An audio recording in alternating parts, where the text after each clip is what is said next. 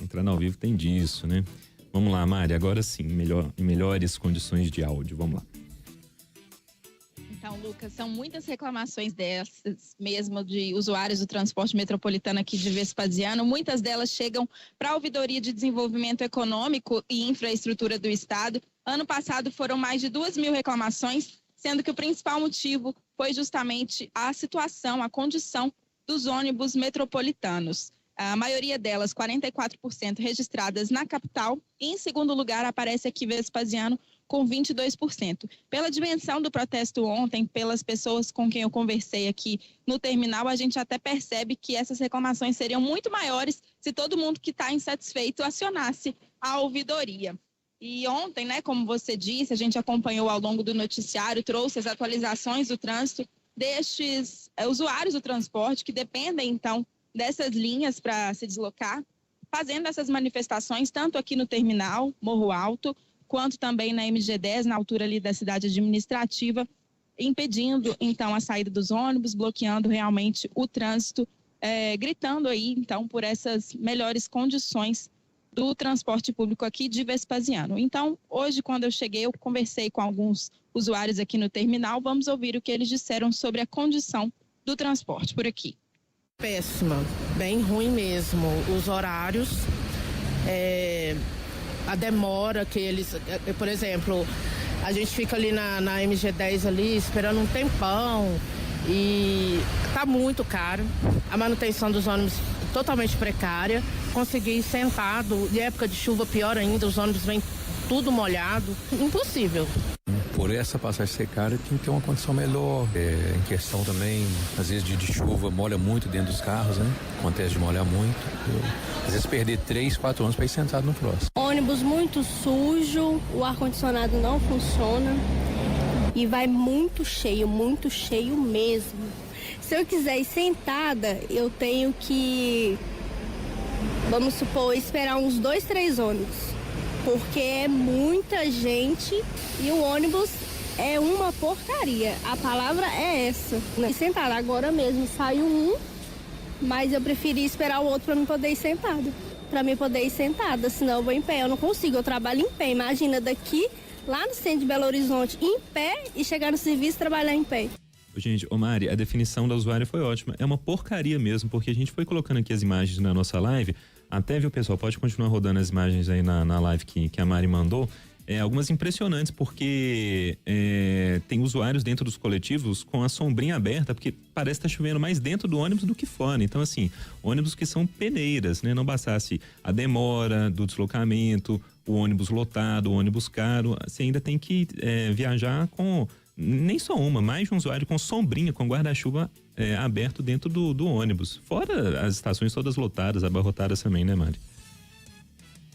Sim, e exatamente esse vídeo dos guarda-chuvas abertos dentro do ônibus, ele foi gravado ontem, após a manifestação. Então, olha que ironia, né? Uma das lideranças, inclusive, do movimento, o advogado Edinaldo Soares, ele conversou com a gente, ele que aparece em algumas imagens aí também que a gente rodou com o megafone ontem nessa mobilização.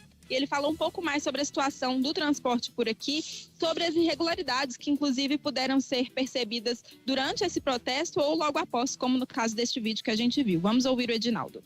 Os ônibus que abastecem Vespasiano, eles são verdadeiras sucatas. Para vocês terem ideia, recentemente, mês passado, um ônibus perdeu o eixo com quase 80 pessoas dentro, em tempo dessas pessoas sofrerem um acidente grave. No manifesto, na hora que o ônibus parou, que a população fechou a estação, o ônibus quebrou em frente à portaria. Durante o manifesto, vários ônibus vazando óleo. É um descaso total. Passagem cara, a população não aguenta mais e com isso está se organizando para manifestar, pedir respeito, pedir a garantia de direito de um transporte público de qualidade. Pois é, e sobre essa situação a gente conversa agora com a assistente social, que também é líder comunitária do bairro Santa Clara, aqui de Vespasiano, Adriana Alves Lara, que ela vai falar mais um pouco sobre essa manifestação de ontem. Quem está na live viu também ela bastante engajada ali com o megafone, liderando também, fazendo parte do protesto.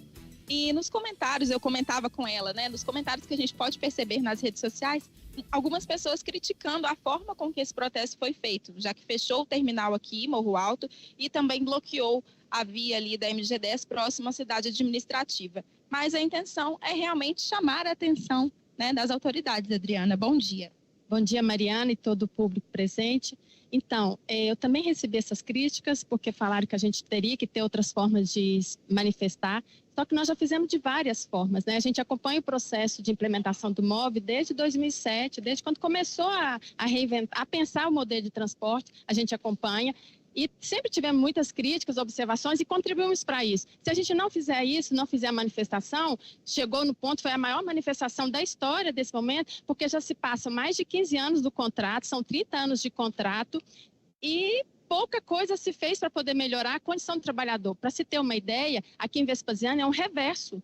Porque o cidadão sai da linha, vem dos bairros, sai da linha verde, entra e depois ele volta. É uma perca de tempo. O terminal não era para ser aqui, o terminal era para ser na linha verde. E eles, porque a prefeitura na época não quis fazer os acordos necessários de pleitear, de dar como é que a gente pode dizer, de não aceitar que o terminal fosse aqui, que a gente tinha oportunidades para fazer na linha verde, ou poderia ter dado, indenizado com preço justo as famílias que ficavam perto da linha verde, mas a prefeitura, na época, foi omissa diante disso. Então, a manifestação de ontem, ela traz essas dificuldades da relação do ir e vir, que é um atraso para todo mundo. A gente sabe que a intenção foi a melhor na questão da implantação do MOV, mas a condição do transporte público, a gestão do contrato, a forma de gerenciar o contrato, que não tem fiscalização, elas estão a mercê, está livre. O cidadão está pagando um preço muito alto. E como que tem sido, Adriana, esse diálogo com o governo do estado, já que aqui se trata de um transporte, né, metropolitano, e também com as concessionárias de ônibus? Olha, Mariana, infelizmente, não tem tido muitos resultados, porque já fizemos várias denúncias, apresentamos documentos, isso há muito tempo atrás. A imprensa divulga com muita frequência inúmeros acidentes. Todo mundo que passa na linha verde ou nos corredores de Belo Horizonte presencia os ônibus quebrados, de manhã, de tarde, de noite, de madrugada, sempre tem. E isso não dá em nada. Eles estão esperando o quê? Estão esperando que morra pessoas? Eles ganham com isso? Qual que é o problema? Porque se você pega um ônibus desse, eles estão quebrados dentro, parafuso, tudo solto, barulho, goteira. As pessoas estão cansadas, elas chegam no trabalho cansadas. Elas voltam para casa, eu comentava que as pessoas pegam o ônibus no sentido contrário para poder vir sentado, porque não dá mais para andar em pé, sabe? Então, assim, é humilhante. A condição do transporte público é humilhante. Eu ando de ônibus, eu ando de carro, gosto de ir de ônibus para o centro de Belo Horizonte, muitas vezes eu vou, mas a gente vive um momento que nos impede. E o trânsito é todo carregado, porque a qualidade do transporte é péssima. E aí eu quero dizer, por exemplo, que as concessionárias, quando a gente fala Saritu, são várias empresas, mas infelizmente a Saritu é o maior grupo de empresas de ônibus de Minas Gerais, é uma das passagens mais caras, está em Minas Gerais em relação aos outros estados. E para se ter uma ideia, gente, todos os carros dessa empresa, desse grupo, é emplacado em Carmésia. Nenhum paga imposto nos outros territórios. E eles alegam que isso é por causa de facilidade de empresa de gerenciar. E nós temos hoje condições imensas de gerenciar, pagando imposto no território que ele circula. Nós não recebemos um centavo que eles rodam nos nossos asfaltos, nas estradas. Isso em nenhuma cidade de Minas, da região metropolitana. Todos os carros são emplacados em Carmésia. E isso foi uma das maiores brigas que a gente fez, sempre denunciou, e eles acham isso normal. Então a gente mostra nas lutas, nessa organização do povo, que o povo está de parabéns, foi uma manifestação importante e necessária, já estava no limite, porque não foi aleatório, gente. Nós precisamos de nos organizar, porque esse consórcio, esse contrato é organizado para deixar a gente nesse estado. São 30 anos, já se passaram 15, 16... Tá bom. Aí a gente tem que pensar que de 14 anos passou para 18 anos, até quando nós vamos pagar um preço alto? Basta que a justiça seja feita, tem provas suficientes para isso e é o que a gente espera. Eu agradeço, viu? Então, Lucas, esse movimento está articulado para repetir essa mobilização agora com mais força, com maior engajamento também dos usuários, dentro de 15 dias, se não houver nenhuma solução por parte das concessionárias ou do governo do estado, e a gente vai seguir acompanhando e cobrando também por respostas. E elas falaram alguma coisa? A gente chegou a procurar? Saritur, os gloriosos aí do governo, falaram algo sobre? Nós já procuramos, até o momento a gente não teve retorno nenhum. Olha, que coisa. Bom, o espaço segue aberto aqui para não só para a Saritur, né, efetivamente, mas também para o governo, que é responsável por gerenciar esse transporte.